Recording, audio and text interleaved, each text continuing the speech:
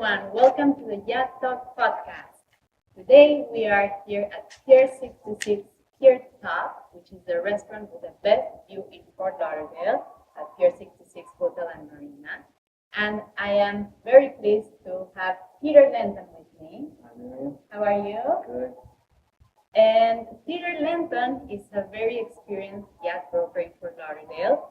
He owns his own company, Lenton Yacht, for 7 years, is it? Yes. 7 years, and he's been selling yachts for over 35 years.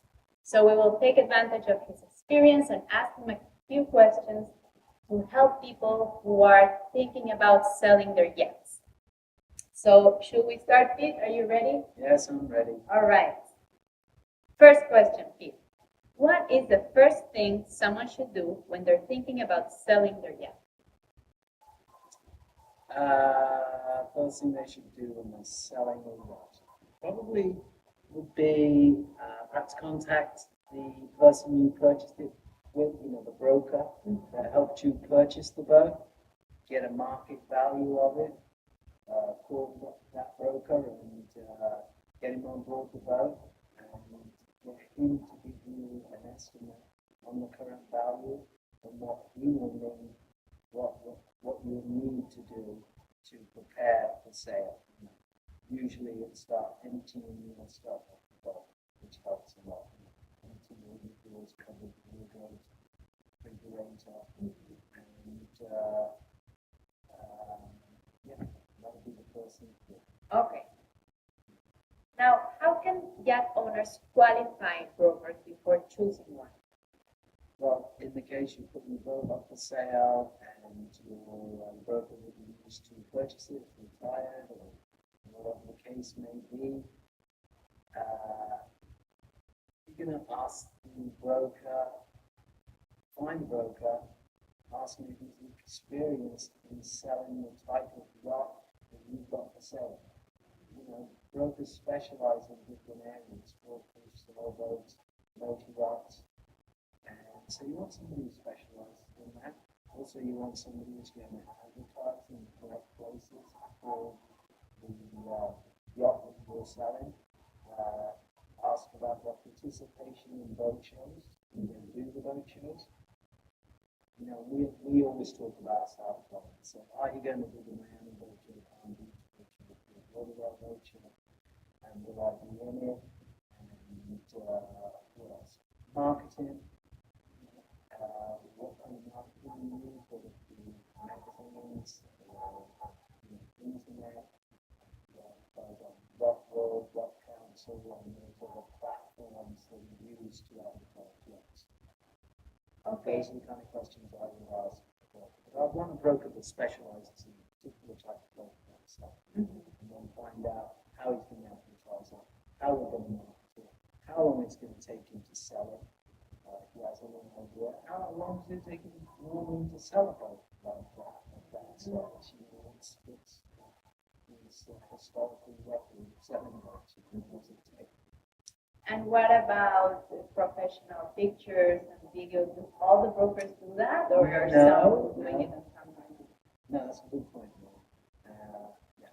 I think nowadays a video is extremely important. People like to see all of this stuff, and they like shopping online, and so the initial shopping online, you want quality professional photographs, and you want professional video. Some people do sit down and read the brochure, the listing from cover to cover, the equipment list. It's quite boring. I'd much rather watch a video of the boat. You get a better idea of the boat, a feel of the boat, a nice walkthrough with some music, background music, and professional photos. Nice. Okay, next question. Pictures worth 1,000 words, right? Yes. No, I agree. Yeah. I am very visual. And most people are, right? Especially when you're buying a yacht, people care a lot about the looks of the yacht. Definitely. Also, they want to make sure everything works, but the looks are really important. Absolutely. Photographs and video is very important. Yeah. So, Pete, how can people know if their yacht is priced right? Again, the broker's going to give you guidance there. You start off by looking at the other ones that are on the market. It's not saying that the ones that are on the market are going to be priced right. They may all be overpriced or underpriced. That research you've got to do, or your broker's going to do. How long has it been on the market at that price? Why hasn't it sold? Is it condition or the price? You can take it comparable, all the boats that compare with it, and how long they've been on the market. And then you've got to find out what the last boats like this did sell. Now, unlike real estate, you can't look up the actual selling price of a boat. It's not recorded because it might be flagged with the US Coast Guard or British Registry or whatever. So there's no one place to go and see how much a boat sold for. You can go onto certain websites like Yacht World, but even with Yacht World, whoever entered the selling price was the person who usually sold the boat, the company who sold the boat. And so they may have some interest in putting not what it actually did sell for, but a lot of companies I know put in the asking price, just to make it simple. They put in the asking price and not the actual selling price. But the question was, how do you find the right? What is how the do right you know? price? How do I know if my boat is priced right? Once I put it out for sale, how do I make the right decision? Well, Right. There's one thing for sure, you will find out shortly afterwards. Nobody's going to see it, and the phone isn't going to, there's something wrong. If it's marketed correctly, if people know about it, and people can find it on the internet, and they're exposed to the boat, it's getting out there to people, but my phone isn't ringing, there's something wrong. It's not priced right. Okay. The market will tell. The market will tell you when it's priced right. Okay, that's very good. Now, how long should owners expect their yachts to be on the market? How long should you never know. It does depend on the state of the economy, of course, how things are selling, the state of the economy. But it also depends how many other boats like yours are on the market. If the market is flooded with that particular model of boat, it may take a little longer to sell. But again, it comes down to the market and the boats. How long do they take to sell? Well, I did make a note because you told me you were going to ask me this question. And I did look it up. How long currently takes to sell a yacht according to Yacht World. All right, in the last quarter of 2018, Yacht World recorded 42 yachts over 80 feet sold. They took 472 days as an average in the US. It took 472 days to sell that yacht in the US. And in Europe, it took 702 days to sell the same size boat. So, but in my opinion,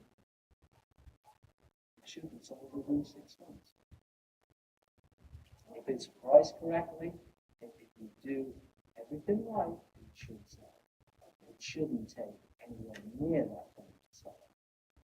And the other world is taking the average, right? Yeah, that's the average. Yeah. So maybe there was a few cases there that took 3 years. Yeah, and some took 3 weeks. Yeah. Yeah, that's the truth.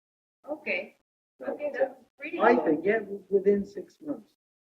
If it's priced right. If it's priced right, yeah, and it's marketed. It's not just price. It's not just price. It has to be marketed. Okay. And basically marketed you mean by being on Yacht World and No, Yacht World, or what else? I mean more than that. I mean, I think when I say marketed, It's not just advertising. It's not just Yacht World, Yacht Co, magazines, boat shows. It's a lot more than that. Location. Something people don't think about that. If a boat's in a boatyard and it's on blocks in a boatyard, you've got to climb up a big ladder to get on board the boat. It puts people off. You only have one chance at a first impression. You want to walk down a nice dock, be able to comfortably get on the boat for, ladies and gentlemen, the ease of getting on and off the boat, and the lights are going on, it's got to look good, smell good. All of that is part of the marketing. When somebody comes to see the boat, and they finally get there to actually see the boat in person, they often go to see a boat, the boat's not prepared for it. There's covers on the seats, and no good. The boat's not been cleaned. Well washed before the clients arrive. It's standing for all the lights on. That is part of the marketing also, not just the advertising. Because it's no good advertising it all over the internet, and then when the potential client comes to look at the boat, they're let down. Right? They walk into the boat with an odor of diesel or an odor of toilets. Or, it's dark, because half the boats are out, or, that's all part of the marketing process. And one more thing that I know that you do that I found very awesome is the docking. You find docking for the boats that you sell in streets that have a lot of traffic, right? Like Las Olas Boulevard. I remember seeing your yacht that you were selling. Everyone driving by Las Olas Boulevard would see it. That must be very good marketing, right? Yeah, that again is a part of marketing. I do still believe in location as far as what's going on. If you're in an area where you have your yachts on display and you're surrounded with residences that have yachts tied up behind their boat, those people and their friends are your best customers. And you just want to go right in the middle of it. Although the calls will come around the globe, location is important. A beautiful marina like Pier 66, great location to have a boat on display. It's clean, it's nice, the people who visit the boat have a pleasant experience coming to look at the boat. Have something to read and talk about the boat and beautiful boat and so on and the rest of it. Rather than at a boat yard or behind somebody's house, where you've got to walk around the side of the house and watch out for the dog and climb over this. And it's just not good. That will not get you a boat sold. So it's an expense that pays off, right? Because it's Yeah, more expensive definitely. to dock your yacht and where it's located, have it standing tall, everything is very important. Location plays a big part. And it's all well and good advertising, and many pages in magazines and billboards and everything else. But when you come to look at it, it's very important. It goes well then. But half the work is done by getting the client to the boat. Now it's got to look good and impressed. And you get the chance of first impression. You walk on that boat, make up their mind what you know, what they like. Very good, thank you. Very useful information. So, is it worth it to pay for being at a boat show? Pay for being in a boat show. I'd say, let me answer first. Is it worth it to be in a boat show? I'm not sure what's worth it to pay to be in a boat show. Is it worth it to be in a boat show? Yes, it is worth it to be in a boat show because you're getting all the people who are interested in boat shows. And you may get somebody who missed it, doesn't use the internet, or you may get somebody walking by just out looking at boats, and they get aboard your boat and they fall in love with it. It's especially important on new boats. The new manufacturers I've worked for over the years have all said the same thing in their research. 90% of their sales of new boats can be traced back to a boat show. 90% of all the boats, actually higher, higher than that. I say 90%. You know, they first seen it at a boat show, heard about it at a boat show, you buy it at a boat show, it's the initial contact, you stood in line and go on it at a boat show. That's new. Brokerage boats are a little different. Used boats have a different client, but still, it gets great exposure to both clients and brokers. And it is worth it to be in a boat show, although they are expensive. They are expensive to be in a boat show. It's a lot of work, a lot of expense. But when I put a boat in a boat show, me personally, I am expecting to sell. Simple as that. I don't go there thinking I'm going to not get nothing. I'm expecting to get nothing. The boats that I put into boat shows, I make sure they're priced well, they're explode. Of course, to take advantage of all the investment Yeah. you're putting. You know, I see boats at boat show with nobody on them. You know, somebody's paid to put that boat in a boat show, and the customers are in there walking in, and there's nobody. You know, or there's a tour guide that has been on the boat for 10 minutes. You know, she's a picture around, it's got 4 staterooms, blah, blah, blah, blah. And they're just a warm body on the boat. You do need somebody aboard the boat who knows everything about the boat. Yeah. So, yes, it's definitely worth going in a boat show, just like anything else. If it's done well, if the boat is going to be manned, yeah, you know, the boat's going to have somebody on it, we can take people through it, and it's not just volume, it isn't how many people you get, it's qualifying people who do the boat. Because there's some people, no interest in the boat, so you don't want them marching through the boat and working with other people. yeah. So, an important thing about boat show is also having a professional boater, a broker who can qualify it. How you do fly a boat? Yeah. That's a good qualifying question. Come to the boat show, fly a boat. Are you interested in going with this size? Yeah, or you're just looking around for fun. Yeah. No? Yeah. But to answer the question, yes. Okay. Thank you. Let's see. Next question. Can people use their yacht after they put it up for sale? Yes, the answer to that is yes, you can use your boat once while it is for sale, unless it is a foreign flag boat that you brought into U.S. commerce. Then it has to be in the broker's care, custody, and control. This only applies to bikini, Cayman Island flags, a foreign flag, non-U.S. flag. Then it's in the care, custody, and control of the broker, and you cannot use it. You put it up for sale, you put it in U.S. commerce, and you cannot use it. If you are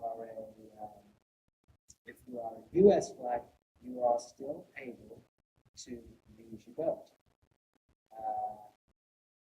It is not a good idea to, if your boat's for sale, to keep on going to the Bahamas and family trips, and it just works out. That's when you're going to have the call from that person who's, the good client who's going to buy it, and even if he wants to fly to the Bahamas and come aboard with all the family on board, that's not conducive to selling the boat. To get the boat sold, the best way to do it is leave it in one spot, a high-profile location, a nice location. Take all the stuff off the boat, all your personal effects into your refrigerator, and seriously go about selling it. If you're still using the boat, it can give the impression to a potential buyer that you're not a motivated seller. You're still using the boat. Whereas if you have a client, and you explain to me this person has finished using the boat, and on the way, got their new boat, or decided they're going to have a yachting for a little while, it's seriously for sale. And that's what people want to hear. It's seriously for sale. Not it's seriously for sale, but we're using it. So you could miss out on opportunities. Yeah, you can, but you can still use your boat. Like on occasion, but Yeah. not frequently. Yeah. And you don't want it to look like you're still using it. You know, the wardrobes and drawers full of clothes. And Yeah, I understand. Okay. Now, could you please explain the process of closing a sale once the seller gets an offer that they accept? What's next? well, you've agreed on the selling price. The seller and purchaser agreed on the selling price. What's next is the survey sea trial. And usually when you're preparing a contract to purchase a used boat, it takes 4 to 6 weeks. It can be done in 4 weeks easily. You need to find surveyors, engine, hull surveyors, a place to haul it out. And all those things have to be lined up on the same days, depending on the size of the boat. Let's say 100 foot, it takes a couple of days to survey. So you have an agreed upon price. The next date on the contract will be the acceptance or rejection date, which is when you have to decide whether you're really going to buy the boat or not. And so you have, say, 3 weeks to do diligence, go through the boat, survey it, haul it out, inspect it completely to your satisfaction, sea trials, everything else. Then it comes to accept or reject, and let's say you accept the boat in this condition, perhaps there's some negotiation at that point. Before you accept it, well, we found these deficiencies, I would like you to fix them or give me a credit for them. So when that's done, acceptance or rejection date, after that is the closing date. It's as simple as that. That's really it. And on the closing date, like how does it happen? Do people meet at a lawyer's office or sign the document? So how does it work? It's all done electronically. It is done at sometimes a maritime attorney's office, sometimes the documentation agent's office. Pretty simple. You know, all the money is transferred by wire. Everybody gets a closing statement, seller's closing statement, buyer's closing statement, explaining, as in the buyer, where he's going to send the money. He might be sending the money to 2 or 3 different places, and maybe a payoff to a bank. Amounts to be sent to the buyer as well as a payoff to the bank, so it will be broken down. And there's, that's pretty much it. But you don't have to go in a room and all sign papers. It's all done electronically, and the funds are wired. Okay, so much easier, right? Very painless. Yes, it sounds. Except Spend- for when spending- you pay yeah. the money, then a little bit of pain. They make it as painless as possible, Yes. paying large amounts of money. Yes. No, but it's a celebration time. People Yes, must it be is. very joyful when they Oh, purchase yes. their yachts. Yeah. And sell them. Yes, They're both, pretty happy both too. are happy. So, what are the costs associated with a sale of a yacht? So the seller, after he gets a client and the money gets transferred, what costs do they have to deduce from the payment that they receive? Oh, nothing once the deal's closed. Are we talking the person who's selling the boat? Yes. No, that's just. For example, the commission to the broker. Oh right? yeah, the commission to the broker. Yeah, that's the only real expense that you will have over and above your normal operating expenses of the boat. You know, dockage, insurance, all of that. Yeah. But there's no tax when you sell a boat and you receive payment for your boat? Oh no, that's individual taxes. So that Okay. I wouldn't be able to answer. I Okay. really don't know about that. As you know, how much you made that year. You know, Okay, that but may it's be- the normal taxes that people. Yeah, yeah. Okay. There's no yacht sales tax that you have to pay. That's what I was So, wondering. No, nothing like that. Okay. There is a yacht sales tax that you would pay when you're buying. You know, the regular 7% Florida state tax, which is capped at 18,000, which is wonderful. Now you can put the American flag on the yacht, and you just pay your flat 18,000. But the buyer pays that, right? Yes, yeah, if they're American flag. Yes. So the seller only has to pay the commission to the broker, which is usually 10% and is divided between the selling broker and the listing broker, right? That's correct. And that goes off the top of whatever payment the Whatever seller it's sold for. receives. Yeah, whatever it's sold for. And what about the closing? Is there any cost associated to the closing, like to pay the agency? No, there's the no, paperwork? not like real estate, there's no points or anything like that. Okay. You know, there's, you know, everything's different, but there'll be the fee for the buyer of the documentation agent Okay. who did all the paperwork. And in addition to that, if you had a maritime attorney, their bill will be separate, but that is the buyer, not the seller. Oh, okay. Yeah. I get it. Okay, nice. The seller just provides the paperwork. All they have to do is provide the legal, full documentation for the vessel and any toys that are with it. Okay, very simple. Yeah. Title and registration, right? Yeah, title and registration, that's what I say, but it can be more involved in that, depending on the flagging.